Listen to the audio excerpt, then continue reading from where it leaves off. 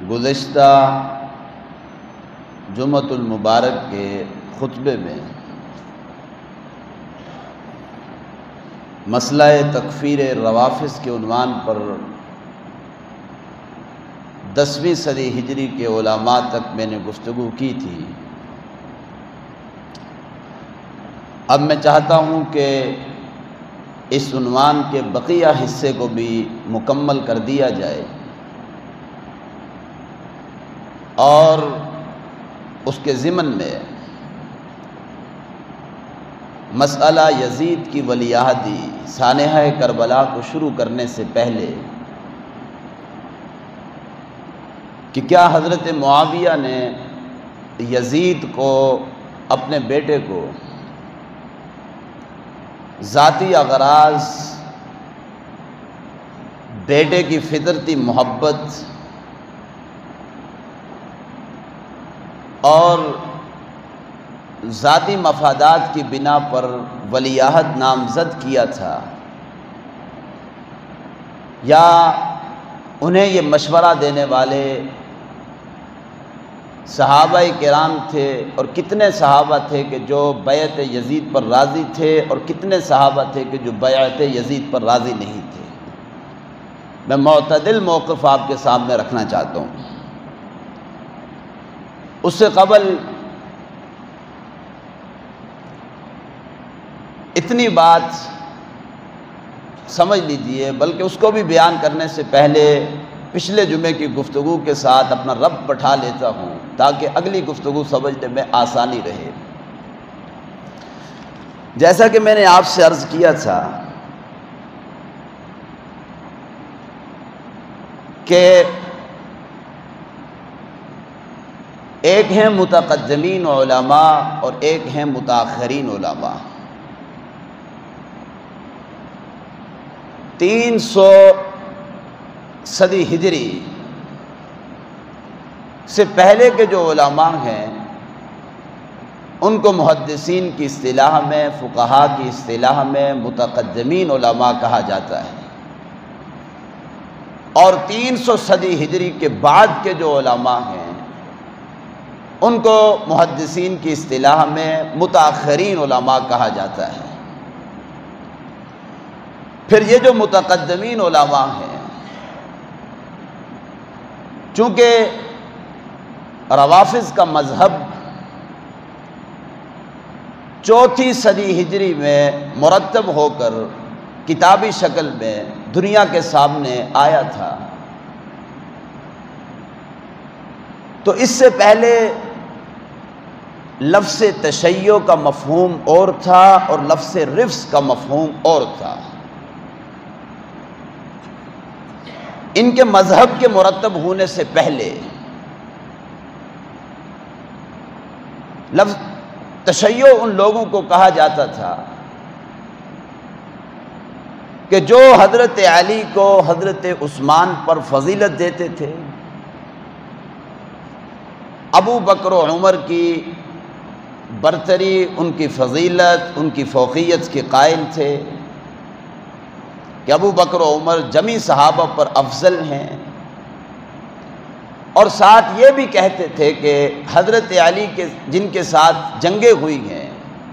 جنگ جمل اور جنگ صفین، تو حضرت علی حق بجانب تھے، ان کے مخالف خطا پر تھے، بس اتنا معاملہ تھا۔ تو یہ تشیع جو تھے ان کو متقدمین کے زمانے میں مسلمان سمجھا جاتا تھا، یہ کسی صحابی کی تکفیر نہیں کرتے تھے، کسی صحابی کو کافر نہیں کہتے تھے، بس اتنا معاملہ تھا کہ حضرت علی کو حضرت عثمان پر فضیلت دیتے تھے، جبکہ اہل سنت کا موقف یہ تھا کہ نئی خلفائے راشدین کی ترتیب ہے، نمبر 1 پر ابو بکر صدیق ہیں، نمبر 2 پر حضرت عمر ہیں، پھر اس کے بعد حضرت عثمان ہیں، اور اس کے بعد حضرت علی رضی اللہ عنہم اجمعین کا مقام ہے۔ لیکن رافضی اسے سمجھا جاتا تھا کہ جو صحابہ کرام پر تبرہ، صحابہ کرام کو گالیاں دینا، ابو بکر و عمر کی خلافت کے منکر، انہیں ظالم، انہیں غاصب کہنا، یہ ان کے نزدیک جائز تھا، تو متقدمین علماء کے نزدیک رافضی تو کافر تھے لیکن شیعہ کافر نہیں تھے۔ لیکن جب تشیع کا مذہب 4 صدی ہجری میں مرتب ہو کر دنیا کے سامنے آ گیا کتابی شکل میں، اس کے بعد پھر وہ جو فرق تھا متقدمین علماء کے زمانے میں سن 300 ہجری سے پہلے کہ تشیع اور رفض میں فرق ہے، 4 صدی ہجری میں ان کی کتب کے مرتب ہو جانے کے بعد، ان کے عقائد کے مرتب ہو جانے کے بعد، ان کے مذہب کے مرتب ہو جانے کے بعد، اب اس کے بعد جن لوگوں نے رفض کی ان کتابوں کو، شیعہ کی ان کتابوں کو پڑھا تو وہ یہ کہنے پر مجبور ہو گئے کہ اب وہ شیعہ باقی نہیں رہے جو متقدمین کے زمانے میں تھے، اب جو شیعہ ہے در حقیقت وہ رافضی ہے، اور روافض کا کفر پہلے دن سے ہی متفق علیہ چلا آ رہا ہے، اس میں کوئی اختلاف نہیں تھا۔ یہ فرق آپ کو سمجھ میں آ گیا ہے؟ میں بہت اختصار کر رہا ہوں، پچھلے جمعے کو تفصیل کے ساتھ گفتگو کر چکا ہوں، یہاں تک کہ 9ویں صدی ہجری میں 10ویں صدی ہجری سے قبل حافظ ابن حجر العسقلانی جیسی شخصیت وہ یہ باقاعدہ طور پر اپنی کتاب تہذیب التہذیب میں لکھ چکے تھے کہ پہلے زمانے میں تشیع اور رفض میں فرق تھا، تشیع مسلمان تھے اور رافضی کیا تھے؟ کافر تھے، لیکن اب ان کے مذہب کے وجود میں آ جانے کے بعد کتابی شکل میں اب تشیع اور رفض میں کوئی فرق باقی نہیں ہے، جو رافضی ہے جو شیعہ ہے در حقیقت وہ کیا ہے؟ بولیے، رافضی ہے، لہذا رفض کا کفر سلف سے متفق علیہ چلا رہے ہیں۔ 10ویں صدی ہجری تک میں گفتگو کر چکا تھا، تقریباً 10 صدیوں تک 4 صدی ہجری سے لے کر، بلکہ یوں کہہ دیجئے کہ پہلی صدی ہجری کے نصف آخر سے ہی لے کر رفض کا معاملہ دبا ہوا تھا، پوری طرح ان کی حقیقت علماء پر بھی اور مسلمانوں پر بھی آشکارا نہیں تھی، کھل کر سامنے نہیں آئے تھے۔ 10ویں صدی ہجری تک چیدہ علماء تھے جن کا میں نے تفصیل کے ساتھ ذکر کیا تھا، صرف وہ رافضیت کے عقائد سے واقف تھے، عمومی سطح پر اہل سنت کے علماء رفض کی کتابوں سے، رفض کے نظریات سے واقف نہیں تھے، جس کی وجہ سے فتوے میں بھی بہت زیادہ احتیاط برتی جا رہی تھی رافضیوں کو علی الاطلاق، شیعوں کو علی الاطلاق کافر کہنے کے بارے میں، یہاں تک کہ جب معاملہ پہنچا 11ویں صدی ہجری میں، 11ویں اور 12ویں صدی ہجری ایسی ہے کہ اب رفض کے علماء پوری طرح کھل کر سامنے آ گئے، خاص کر کے جو ان کے ایران کے علماء تھے پوری طرح کھل کر سامنے آئے، ان کی مذہبی کتابیں ان کی وسیع پیمانے پر اشاعت شروع ہوئی۔ اب 11ویں صدی ہجری میں جو روافض کے بڑے درجے کے علماء تھے جن کا نام ہے آج بھی دنیا رفض میں، قاضی نور اللہ شوستری جیسی شخصیت، زین الدین بہراتی جیسی شخصیت، محمد بن علی استرابادی جیسی شخصیت، زین الدین عاملی جیسی شخصیت، ملا تقی مجلسی جیسی شخصیت، ملا فیض صاحب البانی جیسی شخصیت، یہ تو ان کے چوٹی کے کبار درجے کے علماء تھے جو 11ویں صدی ہجری میں کھل کر سامنے آئے اور جن کی ایک مسلمہ شخصیت آج بھی تسلیم کی جاتی ہے۔ پھر 12ویں صدی ہجری میں ملا باقر مجلسی جیسی شخصیت، خمینی جس کے بارے میں کہتا ہے اگر کسی نے مذہب تشیع کو پڑھنا ہے اسے چاہیے کہ ملا باقر مجلسی کی تصانیف کو پڑھے، ان کا مطالعہ کرے، اتنا بڑا آدمی تھا یہ۔ ملا فیض کاشانی جیسی شخصیت 12ویں صدی ہجری میں ایران میں، نعمت اللہ الجزائری جیسی شخصیت ایران میں، محمد رضا تبریزی جیسی شخصیت، یہ 11ویں صدی ہجری اور 12ویں صدی ہجری شیعت کو پہچاننے کے لیے ہمارے پاس 2 سنہری صدیاں ہیں جب رافضیت کھل کر ان کے علماء بھی اور ان کے عقائد بھی منظر عام پر آ گئے تھے۔ بات سمجھ رہے ہیں؟ 11ویں صدی ہجری کے نصف اول میں جب یوں شیعت کھل کر سامنے آئی تو آپ نے اہل سنت کے ایک بہت بڑے عالم کا نام سنا ہوگا، مجدد الفسانی رحمت اللہ علیہ کی شخصیت نام سنا ہے؟ 11ویں صدی ہجری کے مجدد تھے، مجدد الفسانی انہیں کہا جاتا ہے۔ الفسانی، الف کا مطلب ہے 1000، ثانی کا مطلب ہے دوسرے جو 1000 سال کا آغاز ہو رہا تھا، پہلے 1000 سال کے اختتام کے بعد، تو دوسرے 1000 سال کے آغاز میں 11ویں صدی ہجری میں یہ شخصیت نمودار ہوئی تھی اہل سنت کی، جنہیں مجدد الفسانی کہا جاتا تھا، شیخ سرہندی رحمت اللہ علیہ۔ مجدد الفسانی نے چونکہ رافضیت کو بہت قریب سے پڑھا تھا، ان کا مطالعہ کیا تھا، انہیں سمجھا تھا، تو مجدد الفسانی رحمت اللہ علیہ نے مستقل کتاب لکھی اور اس کا نام رکھا تھا رد روافض۔ 11ویں صدی ہجری کے نصف اول میں آپ نے رد روافض نامی کتاب لکھی تھی، اور اس کتاب میں اس کا فارسی نسخہ بھی ہے، اسی میں ضم ساتھ اردو کا ترجمہ بھی ہے۔ میں آپ کو اردو کے ترجمے کے الفاظ سنانا چاہتا ہوں، فارسی کا ترجمہ ہے۔ مجدد الفسانی فرماتے ہیں کہ میری اس تقریر سے صاف ظاہر ہے، پیچھے جو انہوں نے گفتگو کی، کہ شیعہ کو کافر ٹھہرانا احادیث صحائح کے مطابق اور طریق سلف کے موافق ہے کہ شیعہ مسلمان نہیں۔ مجدد الفسانی کا موقف تھا۔ اب اس کے بعد ذرا مجدد کے الفاظ سنیے گا اور ان پر پوری طرح غور کیجیے گا۔ فرماتے ہیں کہ اب بھی بعض اہل سنت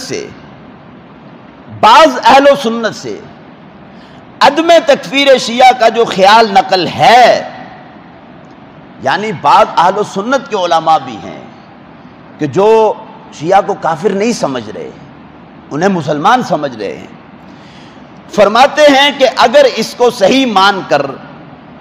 عدم تکفیر پر اس کی دلالت کو مان لیا جائے تو اس کو کسی توجیہ و تعویل پر معمول کریں گے تاکہ وہ احادیث اور مذہب جمہور علماء کے مطابق ہو جائے۔ یعنی جو اہل سنت کے علماء اب بھی شیعہ کو مسلمان سمجھ رہے ہیں، ان کا عدم تکفیر کا جو فتویٰ ہے، ان کی جو رائے ہے، اس کو کسی توجیہ اور کسی تعویل پر محمول کیا جائے گا تاکہ جمہور علماء کا جو موقف ہے کہ شیعہ عمومی بنیادوں پر کافر ہیں، تاکہ ان کی رائے کسی طریقے سے جمہور علماء اور سلف کے موافق کر دی جائے۔ یہ حضرت مجدد الفسانی کا موقف تھا، چونکہ انہوں نے رافضیت کو پڑھا تھا اور پڑھنے کے بعد 11ویں صدی ہجری کے نصف اول میں آپ نے علی العموم تمام شیعہ کو کافر ٹھہرایا تھا۔ یہ مجدد الفسانی کا موقف تھا۔ اسی 11ویں صدی ہجری میں جب رفض کھل کر سامنے آئی تھی، ان کے ایران کے علماء، ان کی کتابیں، اورنگزیب عالمگیر کا نام سن رکھا ہے نا، جن کی وفات 1118 ہجری میں ہوئی تھی، یعنی 12ویں صدی ہجری کے بالکل آغاز میں، اور 11ویں صدی ہجری کے آخر میں، نصف آخر میں آپ نے 500 علماء کو بٹھایا تھا، بخارا اور سمرقند کے علماء، ہندوستان کے اہل سنت کے علماء، اور ماوراء النہر کے علماء، افغانستان کے علماء، 500 علماء یوں سامنے بیٹھتے تھے۔ جب 500 علماء کسی مسئلے پر اتفاق کرتے تھے تو وہ مسئلہ فتاوی ہندیہ میں، جس کو آج فقہ حنفی کا چوٹی کا فتویٰ سمجھا جاتا ہے، فتاوی عالمگیری کے اندر درج کر دیا جاتا تھا۔ کتنے علماء کے اتفاق کے بعد بولیے؟ 500 علماء کے اتفاق کے بعد فتاوی عالمگیری 11ویں صدی ہجری کے آخر میں مرتب ہوا تھا، اس میں صاف طور پر 500 علماء کا حکومتی سطح کا فیصلہ ہے، اس لیے کہ اورنگزیب عالمگیر وقت کے حاکم تھے، بادشاہ تھے، اور اہل سنت کی قیادت اورنگزیب عالمگیر کے ہاتھ میں تھی۔ 500 علماء کے متفقہ فیصلے کو اورنگزیب عالمگیر نے فتاوی ہندیہ میں درج کروایا تھا۔ اگر شیعہ کے بارے میں کسی اور کتاب میں کوئی رائے ملے گی، کوئی فتویٰ ملے گا، تو وہ کسی ایک شخص کی رائے ہو سکتی ہے، وہ کسی ایک شخص کا فتویٰ ہو سکتا ہے، لیکن جب شیعہ کی تکفیر کا مسئلہ فتاوی عالمگیری میں ہمیں ملتا ہے، اب یہ کسی ایک عالم کی رائے نہیں ہے، یہ کسی ایک فقیہ کی رائے نہیں ہے، یہ کسی ایک مفتی کا فتویٰ نہیں ہے، بلکہ فتاوی عالمگیری 500 علماء کی موجودگی میں مرتب کیا گیا۔ ایرے غیر علماء نہیں تھے، چوٹی کے کبار درجے کے اہل سنت کے علماء۔ تو سمجھ لیجئے کہ فتاوی عالمگیری میں روافض کی تکفیر، شیعہ کی تکفیر، یہ حکومتی سطح کا فیصلہ تھا، یہ کسی ایک عالم کی رائے نہیں تھی۔ واضح طور پر فتاوی عالمگیری میں لکھا ہے کتاب المرتدین کے تحت،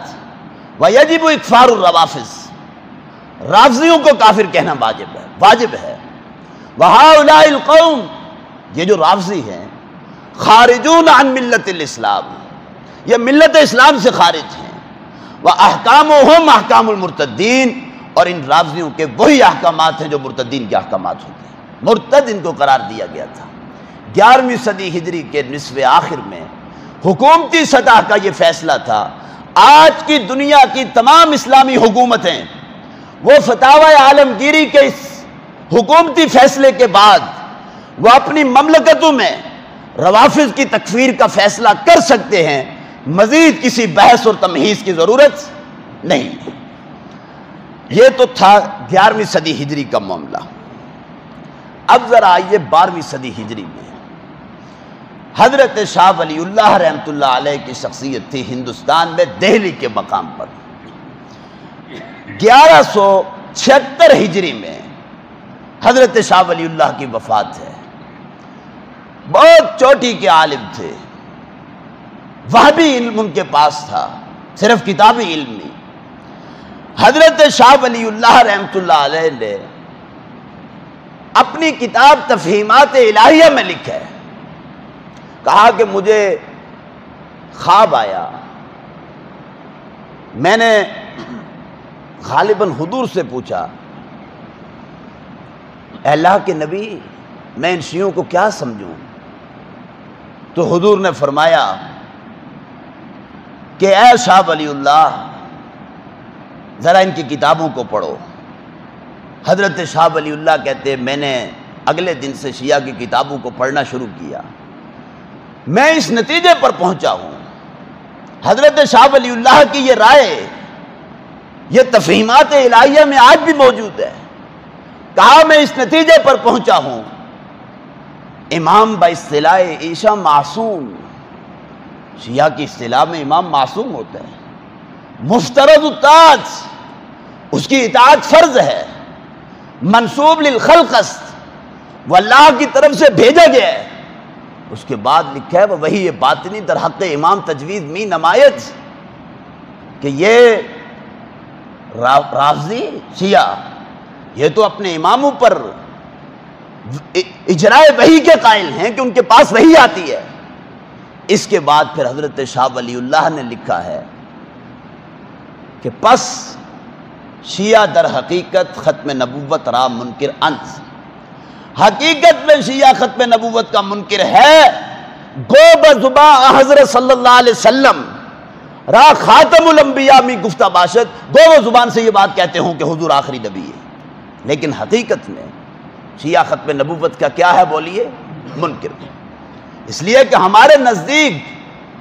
معصومیت کا دروازہ نبوت پر بند ہے، اطاعت صرف اللہ اور اس کے رسول کی فرض ہے،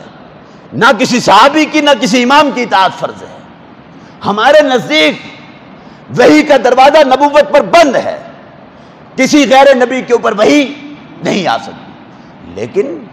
ان کے نزدیک تو 12 اماموں پر وحی آتی ہے، اصول کافی میں مستقل عنوان موجود ہے، کہاں وہ ختم نبوت کے قائل ہو سکتے ہیں؟ اس کے بعد پھر حضرت شاہ ولی اللہ نے 4 جلدوں میں کتاب لکھی ہے 12ویں صدی ہجری کے نصف اول میں، ازالت الخفاء عن خلافت الخلفاء، خلفاء کی فضیلت کو ثابت کرنے کے لیے ابو بکر، عمر، عثمان و علی، آپ نے کھل کر شیعہ کی تردید کیا۔ 4 جلدوں میں آپ نے ان کے رد کے اوپر کتاب لکھی۔